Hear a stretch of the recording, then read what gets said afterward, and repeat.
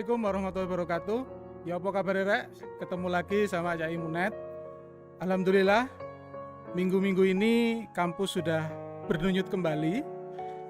Mahasiswa sudah masuk. Walaupun baru mahasiswa angkatan tahun 2020 dan 2021, namun kehidupan kampus sedikit demi sedikit sudah mulai kembali ke new normal kalau kata orang-orang pinter ngomongnya begitu. Nah, bagi teman-teman mahasiswa yang kebetulan mungkin kali pertama masuk ke kampus Universitas Jember, ketika Anda masuk ke gerbang, Anda akan melihat videotron di sana dan tempat untuk melihat informasi, termasuk juga prestasi yang telah dicatat oleh mahasiswa Universitas Jember. Kami di Humas Universitas Jember hampir tiap minggu menerima informasi mengenai prestasi yang dicatat atau dicetak oleh kawan-kawan mahasiswa. Dan hari ini kita akan membahas prestasi apa saja dan bagaimana kawan-kawan mahasiswa serta pembinanya meraih prestasi tersebut. Di lobi Gedung Rektorat Universitas Jember telah hadir yang pertama adalah Pak Dr. Gigi Happy Harmono MKes. Selamat sore, Assalamualaikum Pak Happy. Selamat sore, Waalaikumsalam warahmatullahi wabarakatuh. Pak Happy Harmono sehari-harinya dosen di FKG, Fakultas Kedokteran Gigi. Ya. Beliau juga pembina UKM Pelita Universitas Jember. Nanti kita akan korek lagi UKM Pelita ini apa dan bagaimana kiprasnya. Kedua adalah Mas Ahmad Burhanuddin, betul ya? Betul. Mahasiswa Fakultas Pertanian. Betul. Oke, ini anak buahnya Pak Happy Harmono. Betul. Teman. Teman. Nanti kita akan bertanya lebih lanjut. Sebetulnya apa prestasi teman-teman di UKM Pelita. Kemudian ada Mas Viko Tandiono. Taniadi Bapak. Tandiono, maaf. Dari Fakultas Hukum ya. Iya benar Bapak. Yang juga sudah mencetak prestasi. Nanti kita akan dengar ceritanya dan pengalamannya bagaimana menyeimbangkan antara prestasi di luar kampus dengan kewajiban mengikuti kuliah. Kita juga akan menyapa yang jauh sendiri ini, Mas Zainal Abidin, yang hari ini kebetulan ada di Surabaya. Mas Zainal, Assalamualaikum. Waalaikumsalam warahmatullahi wabarakatuh. Oke, sehat ya? Sehat luar biasa Bapak. Oke, terima kasih kehadirannya walaupun dari Surabaya. Mas Zainal Abidin ini adalah mahasiswa Fakultas Ekonomi dan Bisnis yang saat ini menerima amanah dari Pemprov Jatim sebagai Raka Jatim. Betul Mas ya?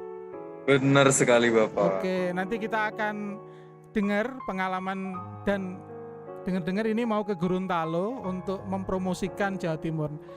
Tetap bersama kami ya Mas Zainal Abidin, kita akan dengar cerita dari Anda. Oke, saya akan ke Pak Happy Harmono dulu ini. Pak, sebagai pembina UKM itu tugasnya apa sih Pak? Berkaitan dengan tugas ya sebagai pembina itu tentunya saya berusaha untuk mendampingi, kemudian juga mengarahkan ya, dan juga mengevaluasi dari kegiatan-kegiatan yang sudah dilakukan oleh adik-adik. Kemudian juga yang paling penting juga memotivasi untuk adik-adik bisa berprestasi berkaitan dengan mereka bergabung di UKM Penalaran dan Penelitian Universitas Jember. Untuk jadi seorang pembina ini, apakah Bapak ditunjuk atau Bapak mengajukan diri? Bagaimana Pak? Kalau pengalaman selama ini? Pengalaman saya membina UKM Pelita mulai 2016. Itu setahu saya tahu-tahu ada surat tugas turun begitu. Jadi tahu-tahu ada amanah yang harus saya kerjakan karena memang ini bagian dari salah satu pengabdian itu, maka saya jalankan. Kemudian untuk tahun-tahun berikutnya ini adik-adik yang meminta gitu. Jadi dari adik-adik UKM Pelita ya. Atau mungkin karena track record juga Pak, UKM Pelita ini nanti kita akan dengar dari Mas Burhanuddin sebetulnya UKM Pelita apa.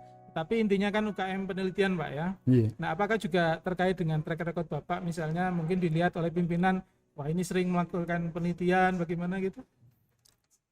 Ini kalau dari track record, sebenarnya UKM Pelita itu bukan untuk penelitian saja. Jadi UKM penalaran dan penelitian. Jadi di sini adik-adik memang belajar bagaimana bisa sensitif terhadap kondisi lingkungan, sehingga adik-adik bisa menalarkan, kemudian juga bisa mengobservasi, kemudian juga mencarikan pemecahan juga gitu. Di samping memang adik-adik ini juga aktif berkaitan dengan penelitian-penelitian dan juga pembuatan karya tulis ilmiah gitu. Jadi sebenarnya di UKM Pelita ini kalau dikaitkan dengan track record saya, arahnya sebenarnya hanya berkaitan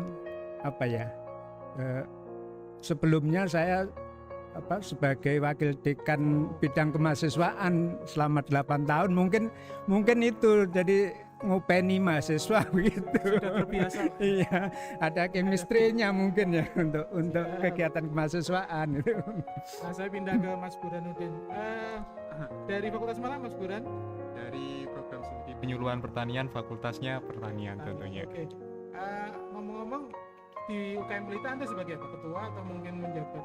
Nah, kebetulan saya di UKM Pelita ini sebagai pengurus. Nah, pengurusnya kalau di UKM Pelita itu ada beberapa departemen, dari Bina Desa, kemudian departemen HRD, kemudian departemen Litbang. Nah, kebetulan saya di departemen Litbangnya sebagai pengurus. Kebetulan untuk tahun ini periode kedua gitu. Jadi 2 periode diminta ditunjuk dan berminat juga untuk sebagai pengurus di UKM Pelita. Ada berapa hari ini anggota UKM Pelita?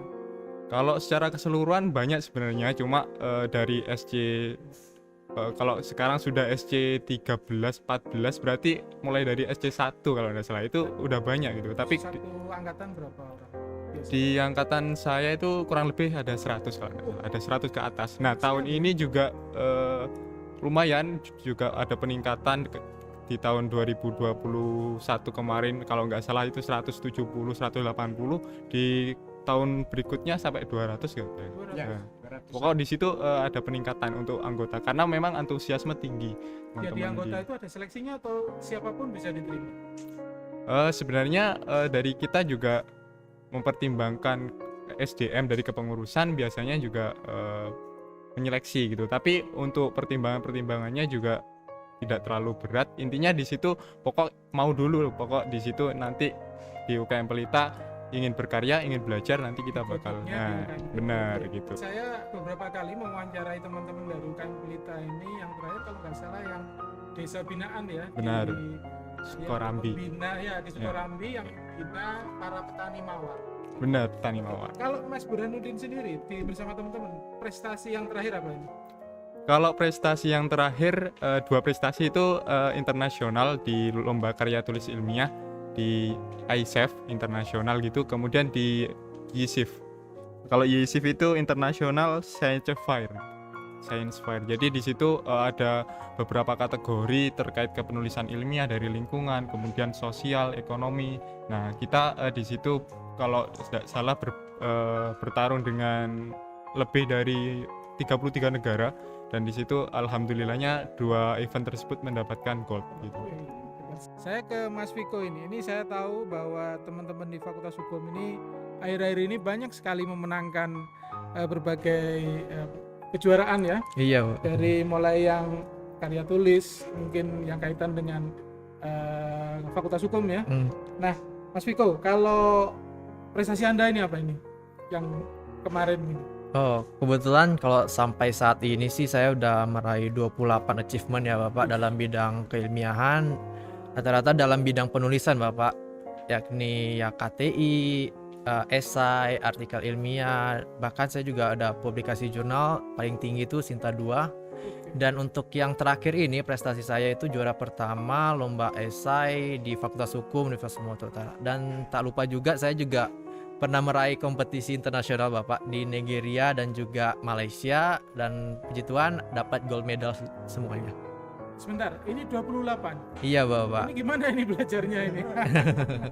Oke, nanti kita akan Mas Viko, ini Anda bisa menggapai prestasi tadi ini karena lingkungan atau mungkin Anda ikut sebuah UKM yang kemudian melatih Anda kayak tadi Mas Burhan di Pelita, atau bagaimana ini? Atau mungkin karena tugas kuliah yang kemudian mewajibkan Anda seperti itu? Awalnya itu sih sebenarnya kalau untuk lomba ini ya Bapak, saya tuh mengikutinya itu gara-gara melihat kakak tingkat menang kompetisi. Saya berprinsip bahwasanya mereka saja bisa, apalagi kita gitu. Jadi setidaknya itu kita harus lebih tinggi di atas mereka lah Bapak. Baru yang kedua juga lingkungan ya Bapak. Lingkungan itu kalau di FH UNED itu sangat suportif bagi mahasiswanya, dan juga UKM juga. Saya juga kebetulan masuk UKM Pelita di SC12. Tapi saya tegaskan lagi ya bahwa kita tidak ada kong kaling kong ya. Saya baru tahu ternyata mereka ini satu kelompok. Oke, gimana terus? Baru juga saya masuk ke FK2H untuk yang fakultas dan juga ALSA. Dan di sana saya sangat ditempa dalam berproses, bukan untuk menghasilkan kemenangan tapi berproses lebih. Oke, ini menarik. Ternyata ada sebuah UKM yang bisa menjadi landasan bagi mahasiswa untuk meraih prestasi. Tapi kita akan sapa dulu Mas Zainal Abidin yang prestasinya agak berbeda dengan Mas Burhan dan Mas Viko. Mas Zainal Abidin, bisa disampaikan ini, Anda Raka Jatim. Kira-kira apa ini Raka Jatim ini, dan tugas Anda apa sih? Karena saya dengar Anda mau ke Gorontalo ini. Baik, terima kasih Bapak. Sebelumnya mohon izin menyampaikan, kalau di Raka-Raki Jawa Timur itu pada dasarnya memang ajang yang menjadi naungan dari pemerintah Provinsi Jawa Timur dan juga Dinas Kebudayaan dan Pariwisata Jawa Timur. Jadi Raka-Raki ini sebagai tumpuan aktualisasi lah dari generasi muda arek-arek Jawa Timur yang punya gagasan, kemudian ide yang nantinya bisa dikolaborasikan dengan pemerintah. Jadi kita ini jadi mitra pemerintah untuk membranding tentang pariwisata, ekonomi kreatif, kebudayaan, ataupun juga hal-hal yang berkaitan dengan potensi di daerah-daerah. Nah, jadi kita itu tugasnya kuncinya satu sebenarnya Bapak, yaitu promosi. Promosi sehingga semakin dikenalnya warna-warni Jawa Timur bukan hanya di lingkup provinsi ini saja, tapi kalau bisa sampai ke provinsi lain, lalu kemudian juga sampai ke internasional.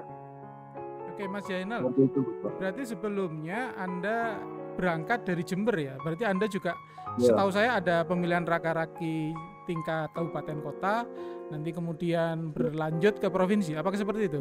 Iya benar Bapak. Jadi saya sebelumnya tergabung dalam Gusning Jember. Jadi namanya kalau di Jember Gus dan Ning Jember. Kemudian karena waktu itu saya diberangkatkan juaranya ke tingkat yang lebih tinggi yaitu provinsi. Insya Allah akan berlaga lagi di tingkat nasional Bapak. Kapan itu? Masih kemarin karena masih pandemi jadi di pending lagi gitu Pak. Oke. Yang lebih Oktober tahun ini. Oke. Kalau misalnya menang berarti Anda Raka Indonesia gitu ya? Raka Duta Wisata Duta Indonesia. Wisata. Oke. Nah, ini ke Gorontalo dalam rangka apa ini Mas? Nah, nggih Bapak. Salah satu program dari Ibu Gubernur, jadi memang Raka-Raki ini udah ada SK gubernurnya, jadi benar-benar ajang yang udah resmi di bawah naungan pemerintah. Tugasnya yaitu melo Ibu Gubernur, dampingi. Biasanya kayak sampai Ibu Gub itu bilang, wis iki arek-arekku, anak-anakku kabeh iki kudu iso promosino Jawa Timur. Jadi kita kemanapun biasanya Ibu Gubernur bertugas, kita dari Raka dan Raki itu mendampingi untuk kalau misalkan ada dari turis yang tanya, kita sebagai garda depan untuk promosi. Makanya bahasa Inggris, lalu kemudian kemampuan public speaking benar-benar ditekankan di pemilihan Raka-Raki Jawa Timur. Oke. Kalau di Gorontalo sendiri Bapak, acaranya misi dagang dan analisis investasi. Kita mempromosikan batik, lalu kemudian produk UKM, pokoknya tentang Jawa Timur, Bromo, dan lain sebagainya, biar dikenalkan ke masyarakat Gorontalo sana, sehingga nanti berbondong-bondong untuk bisa ke Jawa Timur itu sendiri. Mas Zainal ini berarti meninggalkan kuliah ya? Bagaimana? Enggak susah untuk mengatur waktunya? Aman Bapak, semua sesuai skala prioritas. Ya Alhamdulillah, saya tepat waktu Bapak, sebentar lagi mau sidang, angkatan 2018, sebentar lagi udah mau sidang. Kemarin Sempro udah lewat, alhamdulillah sebulan 2 bulan saya garap persiapan mau sidang. Pokoknya kalau bisa maksimal sebelum 4 tahun bisa lulus. Pak Happy, ini Mas Viko tadi dengan 28 prestasi, Mas Burhanuddin dengan prestasi internasionalnya, Mas Raka tadi, kok Mas Raka, Mas Zainal sebagai Raka Jatim. Saya membayangkan kawan-kawan ini harus membagi waktu antara ikut kuliah, juga kebutuhan untuk mengaktualisasikan diri berprestasi. Ini pengalaman Bapak bagaimana nih memberikan motivasi tadi supaya teman-teman ini bisa membagi waktunya dengan baik? Baik, jadi memang untuk membagi waktu berkaitan dengan tugas utamanya di akademik, adik-adik ini juga menyempatkan waktunya untuk bisa mengembangkan diri, kemudian juga berprestasi. Nah, khususnya kalau di UKM Pelita kami juga selalu memanfaatkan waktu yang weekend. Jadi memang kami menganggap kalau weekend itu adalah student day. Jadi itu adalah harinya mahasiswa untuk mengembangkan diri di samping bidang akademiknya gitu. Jadi itu kita manfaatkan seoptimal mungkin.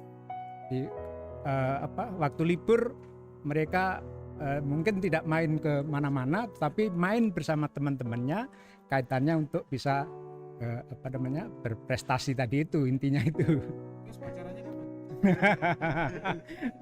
Bisa jadi pacarnya temannya tuh. Kebanyakan gitu. Ya, kebanyakan gitu. Oke, saya ke Mas Viko ini.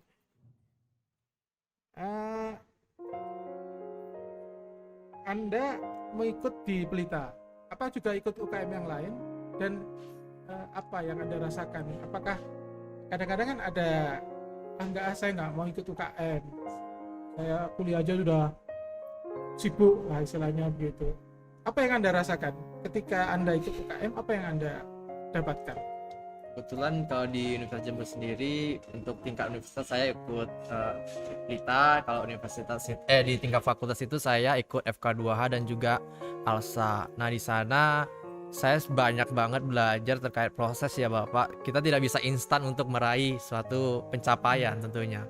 Melalui Pelita, FK2H dan ALSA saya sangat belajar dalam dunia riset karena fokus saya itu terhadap dunia riset Bapak dan juga kepenulisan, sehingga melalui ketiga UKM ini sangat mendorong saya untuk lebih memahami dalam dunia riset juga Bapak, baik dari alumni-alumninya yang kadang sharing dan lain sebagainya. Sehingga kalau menurut saya itu sendiri UKM itu sangat penting untuk kita berproses dan menikmati hasilnya kemudian gitu Bapak. Oke, saya ke Mas Burhanuddin. Tadi 200.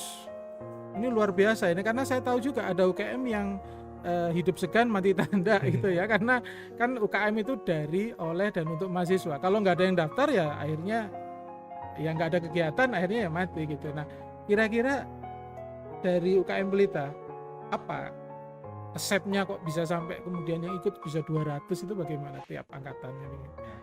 Sebenarnya kalau jumlah mahasiswa itu bagaimana kita bisa merekrut yang bisa dikatakan cukup banyak gitu ya.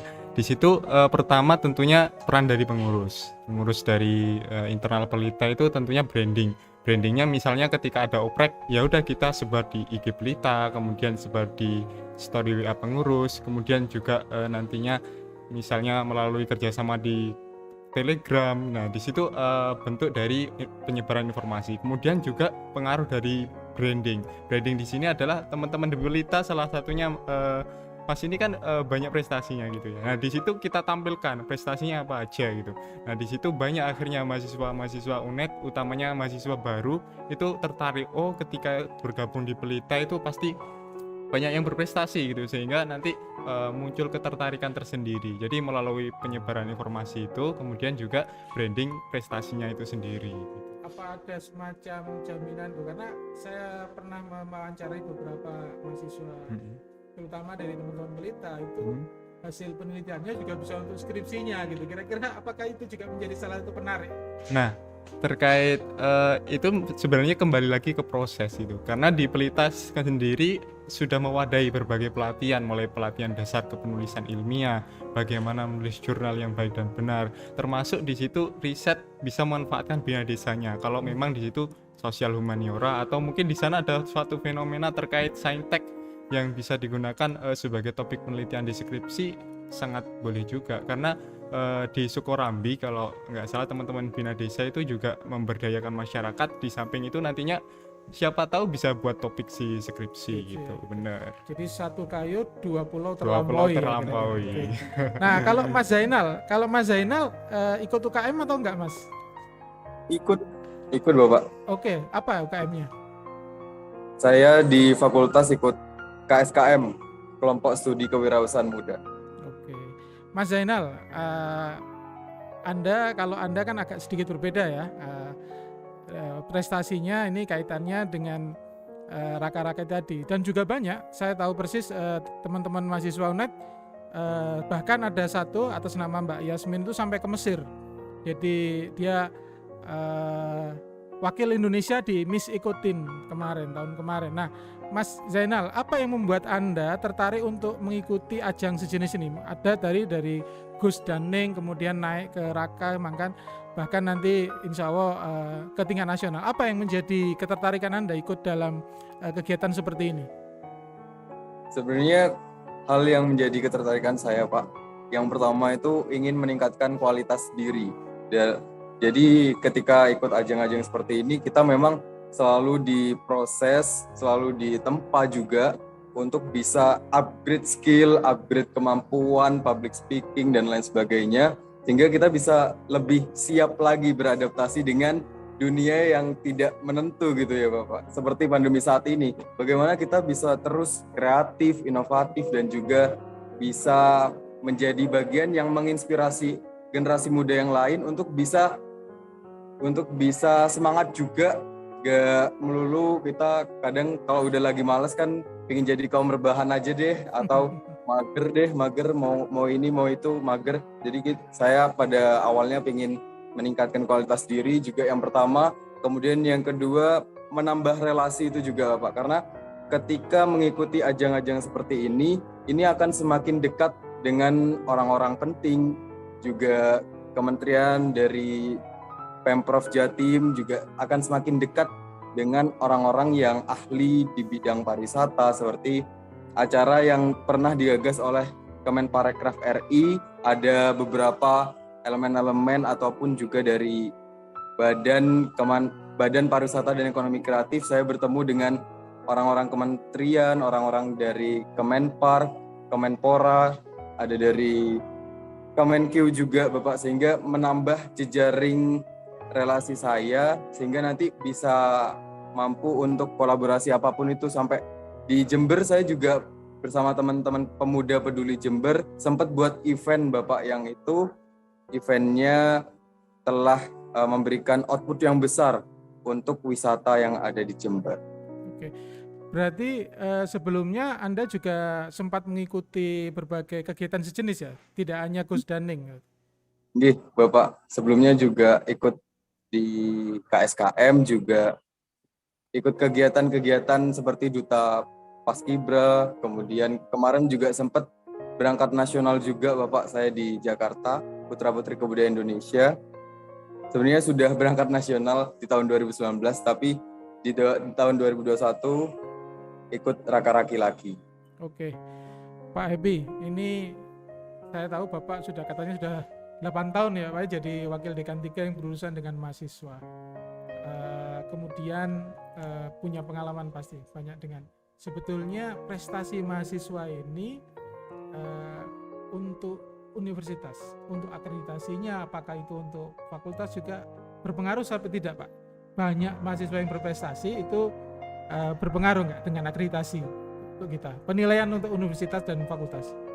Baik, jadi kalau melihat dari aspek kemanfaatannya sebenarnya itu multi ya, bisa untuk mahasiswanya sendiri dan juga tentunya tadi seperti disampaikan Pak Im itu akan mendukung sekali untuk apa namanya akreditasi gitu. Jadi memang ini di dalam akreditasi juga apa namanya berkaitan dengan prestasi mahasiswa itu apa saja yang harus disampaikan itu, ditunjukkan itu. Jadi memang itu sangat penting. Jadi ini perwujudan adik-adik mahasiswa ini sebagai apa namanya kebanggaan terhadap alma maternya tentunya itu. Iya, yeah. Pak, kalau pengalaman Bapak sebagai orang yang sangat sering berhubungan dengan mahasiswa yang ikut UKM, dengan mahasiswa yang berprestasi, dengan mahasiswa yang hanya kuliah saja, itu ada kira-kira bedanya di mana? Atau mungkin, oh ini ketahuan ini kalau suka berorganisasi, ini hanya kuliah tok gitu, gimana Pak? Betul. Jadi buat adik-adik yang aktif di UKM ataupun di kegiatan kemahasiswaan itu tentu akan membentuk secara pribadi juga mahasiswa tersebut ya. Jadi mungkin juga bisa berkomunikasi dengan baik, kemudian juga bisa membangun jejaring, di samping juga sebenarnya mengembangkan yang berkaitan juga dengan keilmuannya. Ini sebenarnya sangat manfaatnya sangat luar biasa. Jadi kalau dibandingkan mereka yang hanya belajar berkaitan mengikuti kuliah atau istilahnya itu masa kupu-kupu betul. Kuliah ya. pulang. Jadi kuliah pulang itu sangat berbeda pasti berbeda. Kemudian itu menjadi track record juga ya manfaatnya kalau mengisi biodata ini ada mahasiswa yang punya prestasi nanti pasti kedepannya akan di pangsa pasar tenaga kerja itu berbeda pasti. Oke, saya ke Mas Burhan. Mas, bisa dijelaskan kemarin prestasi atau karya tulis apa yang Anda tulis? Benar. Sebenarnya terkait prestasi di bidang KTI juga dari saya memulai awal itu tahun 2020 karena maba angkatan 2019 itu sudah sempat mencoba tapi gagal gitu. Tapi itu bagian dari perjuangan sebenarnya. Dari gagal itu apa yang salah sebenarnya, apa yang kurang jadi kita perbaiki. Sehingga tahun 2020 itu sudah mulai alhamdulillahnya dapat penghargaan. Untuk saat ini sudah alhamdulillahnya sekitar 10 penghargaan, dan di situ kalau di 2 penghargaan terakhir itu saya kolaps sama teman-teman di pertanian juga terkait penelitian mengenai pemanfaatan bakteri Pseudomonas itu sebagai istilahnya penetralisir pencemar dari warna tekstil. Pewarna tekstil itu biasanya kimia. Pewarna kimia tekstil itu biasanya kan berupa azo gitu dibuang ke badan sungai gitu ya. Nah itu berpengaruh pada pencemaran. Nah akhirnya kami mencoba memecahkan itu dengan pemanfaatan bakteri gitu, remediasi lah. Nah kemudian yang terakhir kemarin di IPB itu memanfaatkan limbah dari batang tebu. Jadi batang tebu kebetulan saya sendiri kan tinggalnya di Semboro gitu. Di Semboro yang kebetulan sentra pabrik gula gitu ya. Nah di situ saya lihat juga bersama teman-teman batangnya limbah dari ampas tebu itu banyak gitu. Nah itu tidak dimanfaatkan, mungkin hanya sebagian kalau dulu dibuat kertas ya. Kalau sekarang mungkin kurang maksimal. Jadi di situ kita manfaatkan sebagai istilahnya meminimalisir penggunaan semen gitu.